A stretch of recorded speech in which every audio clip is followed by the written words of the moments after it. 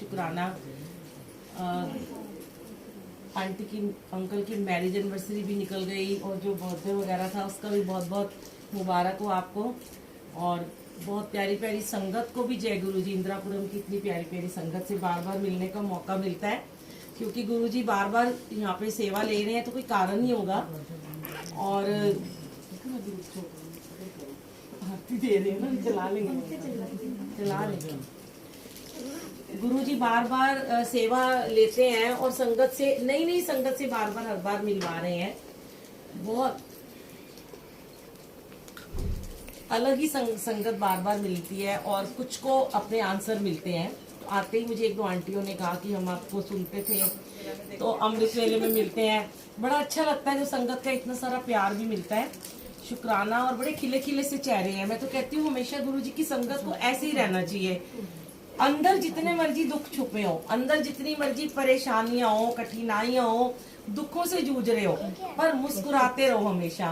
कहते हैं ना, एक मुस्कुराता है ना, तो वो कौन सा एक गाना है ना बड़ा पुराना, आखिर क्यों मूवी का, एक अंधेरा ऐसा कुछ है, लाख सितारे भूल गई मैं।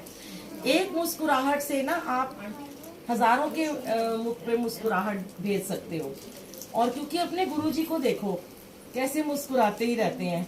मैं तो ना गुरुजी का ये वाला स्वरूप ना बिल्कुल मेरे पहले पीछे लगा हुआ था बेडरूम के। वैसे तो हमारे सारे घर में स्वरूप है, तो वहाँ एक मिरर लगाया मैंने ड्रेसिंग टेबल, तो गुरुजी का स्वरूप जैसे मैं ऐसे सोती हूँ तो इधर दीवार पे लगा दिया। तो जब आते जाते देखती हूँ तो मैं मतलब समझ में नहीं आता कि वो हंसते ही रहते हैं। अंदर कुछ भी बात हो पर वो हंस रहे हैं। अब कोई परेशानी दे रहे हैं तो हंस रहे हैं, दुख दे रहे हैं तो हंस रहे हैं, और कोई कष्ट आ रहा है, कोई काम नहीं बन रहा तो भी वो मुस्कुराई जा रहे हैं। तो मैं भी ना, जैसे अब मेरी भी आदत ही हो गई है कि चाहे कुछ भी हो जाए वो ऐसे हंसते हैं। मैं भी उनको आज सुबह ऐसे कर रही थी हंस लो हंस लो। मतलब कितना अच्छा लगता है कि जब हम संगत के चेहरे पे भी वही हम आते हैं ना, जैसे कहीं भी जाते हैं, यहाँ की तो बात ही अलग है। मैं अब तो मेरे सारे संगत के और मेरे घर वाले भी जान गए कि सोनिया आंटी के यहाँ जाना है, तो मेरे हस्बैंड बोलते हैं वही जो तू कहती है बड़ी अच्छी है। मतलब बड़ी कम संगत होती है जिसके बारे में मुंह से ये निकलता है कि वो बड़ी अच्छी है। और कहते हैं अच्छाई ही सिर्फ आपकी साथ जाती है। अंदर आप कैसे हो, मैं तो कहती हूँ चाहे ऊपर से ही अच्छे बन जाओ। कहते हैं ना, गुरुजी कहते हैं तुम ऊपरी मन से ही चाहे पाठ कर लो, तुम्हारा मन नहीं लग रहा तो भी तुम ऊपरी मन से सत्संग में बैठ जाओ आके। वो बड़ी प्यारी रिंकू वीर जी की एक कथा है छोटी सी, कई बार चलाती हूँ। यहाँ शायद मैंने कभी नहीं चलाई है, आपने सबने सुनी होगी, सतनाम कौर की कहानी सुनी है किसी ने? सतनाम कौर की कथा। चलो आज मैं आपको शायद गुरुजी वही सुनवाना चाहते हैं कि वो ना कभी भी सत्संग में नहीं जाती थी ये। मतलब ये गुरु ग्रंथ साहिब जी की सच्ची वाली स्टोरी है। एक सतनाम कौर थी, वो कभी सत्संग में नहीं जाती होती थी, बहुत दान पुण्य करती थी, उसके पास बहुत रुपया पैसा था, राजाओं महाराजाओं की वो बेटी थी। उसने रोज लंगर लगाने हजारों लोगों का, रोज कपड़े दान करने, रोज अपना उसने छबीलें लगानी। पर जब कोई कहता था कि तुम सत्संग में जाते हो, तो वो कहती थी नहीं मैं तो सत्संग में नहीं कभी जाती, मेरा नहीं मन करता, मुझे क्या करना है, मैं तो इतना दान पुण्य कर रही हूँ, मुझे तो सीधा स्वर्ग मिलेगा। अब अभी आपने सुना, इच्छा नहीं स्वर्ग दी ना इच्छा राज पाग दी, प्रीति तेरे चरना दी मंगा महाराज दी। अब इच्छा नहीं है स्वर्ग की राज भाग की, पर प्रीति तेरे चरना दी मंगा। जो रोज प्रीति मांगते हैं, यहाँ पे चरण किसे कहा गया है आप ये मत सोचिए।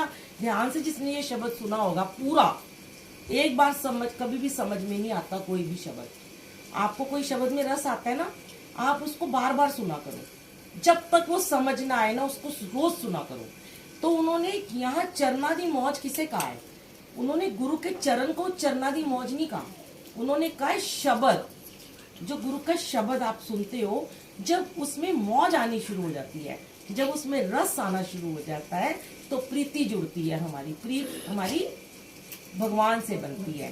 प्रीत की रीत अनोखी, मैंने एक सत्संग भी डाला हुआ है। तो मैं आपको सुना रही थी कि वो जो आंटी थी सतनाम कौर, अब हम आंटी बोलते हैं सबको, वो कभी भी ना प्रीत नहीं करती थी, ना ही कभी किसी गुरु के द्वारे जाती थी। तो एक बार ना यमराज एक आते हैं, ऊपर से बुलावा आता है कि सतनाम कौर को लेके आ जाओ। अब वो उसको ना लेके यमराज आ जाते हैं। वो बड़ी घबराती है, कहती मेरे को क्यों लेने आ गए, मैं तो इतनी पूजा पाठ मतलब इतनी दान पुण्य करती हूँ, मेरा कैसे अभी नंबर आ सकता है।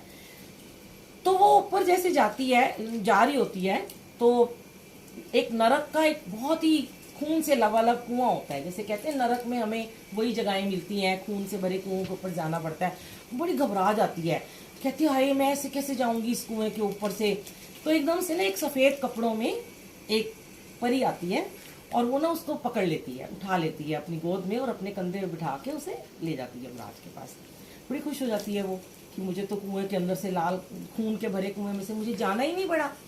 अब वो जब ऊपर जाती है, भगवान के पास जाती है, तो भगवान कहते हैं कि ये तुम कौन सी सतनाम कौर को लेके आ गए हो। कहते हैं आपने तो कहा था। कहते नहीं, जो इसके सामने एक सतनाम कौर रहती है ना, उसको लेके आना था, इसको नहीं लेके आना था।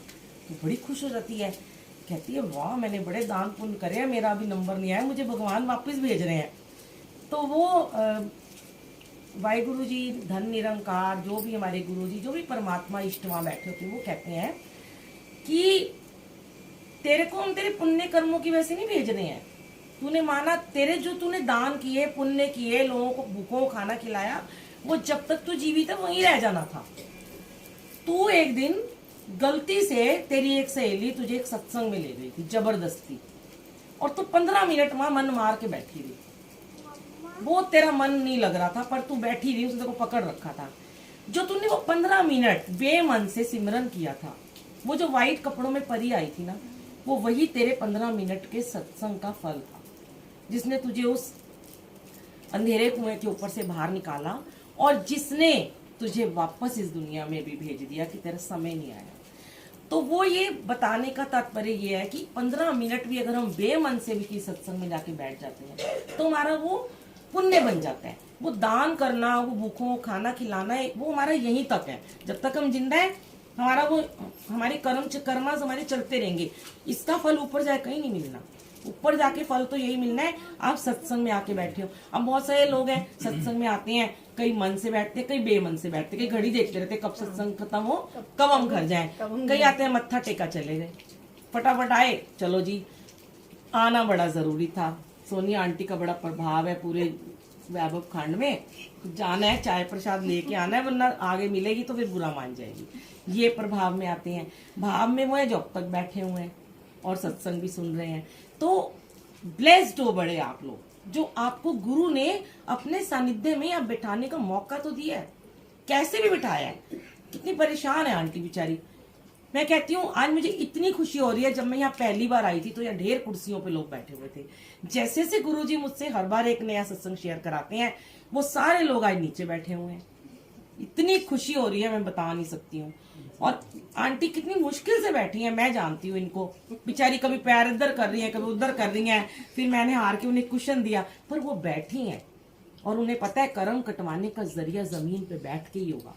ये चढ़ के कुर्सियों पे तो कभी जिंदगी में कर्म नहीं कटेंगे, जितनी मर्जी दर्द होती हो। बार बार गुरुजी कहलवाते हैं, ये सामने बैठी है बंदी जिसके हाथ पैर कभी चलते ही नहीं थे, ना बैठ सकती थी, ना खड़ी हो सकती थी, बैक में इतनी पेन रहती थी, सर्वाइकल, स्लिप डिस्क, सब कुछ खत्म कर दिया गुरुजी ने, सब ठीक कर दिया।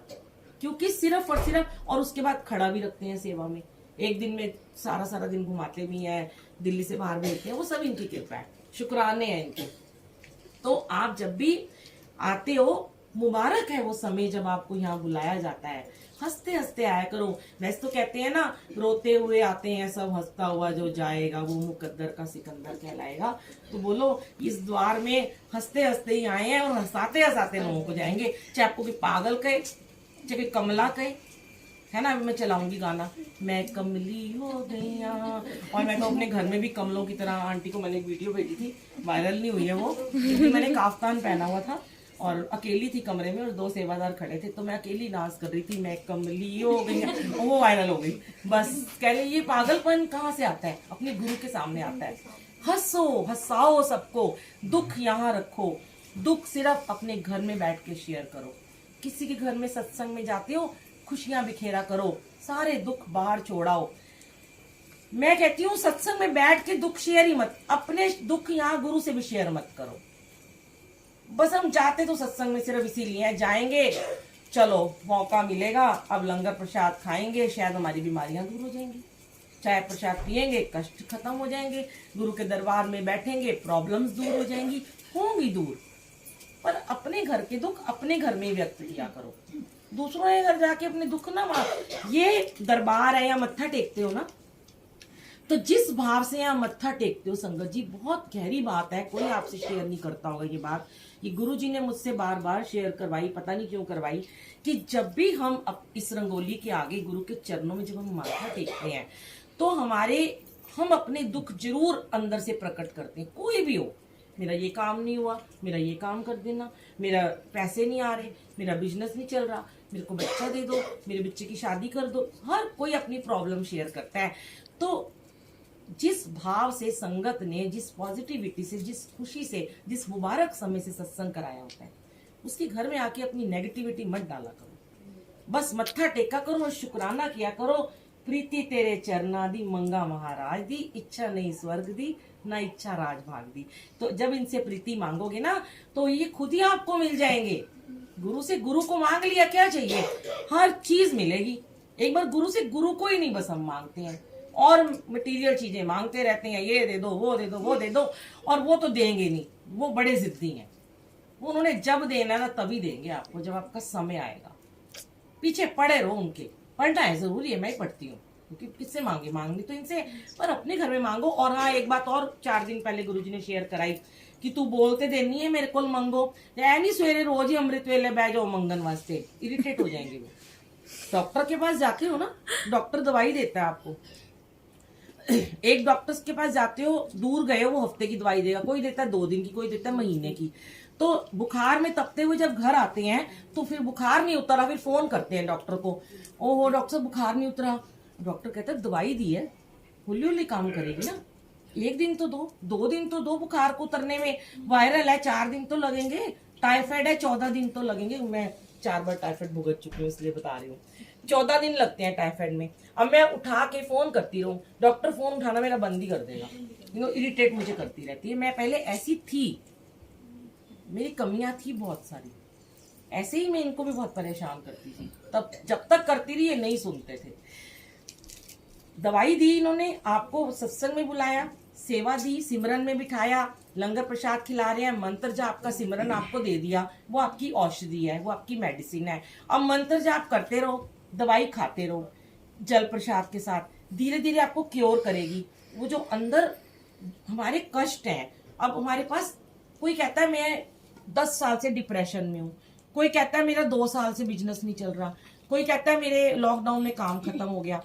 तो जिसको 10 साल से डिप्रेशन है, जो 10 साल से नींद की गोलियां खा रहा है, डॉक्टर भी कहता है उसको 10 महीने तो दे दो, सब्र ही नहीं है।